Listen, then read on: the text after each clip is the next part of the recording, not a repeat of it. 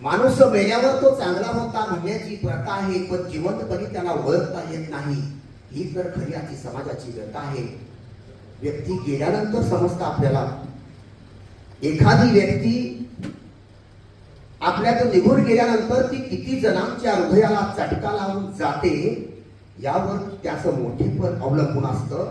उभ्या महाराष्ट्रानं नव्हे, संपूर्ण भारत देशानं पाहिलं. दुसऱ्या दिवशी वर्तमानपत्रामध्ये संपूर्ण मराठी वर्तमानपत्र असो किंवा कुठल्याही भाषेतली असो, इंग्रजी असो, राष्ट्रीय लेवलच्या सगळ्या वर्तमानपत्रामध्ये पहिल्या पानावर बातमी होती दादांच्या मृत्यूची. खळबळ माजली होती. ही त्यांच्या कार्याची साक्ष होती.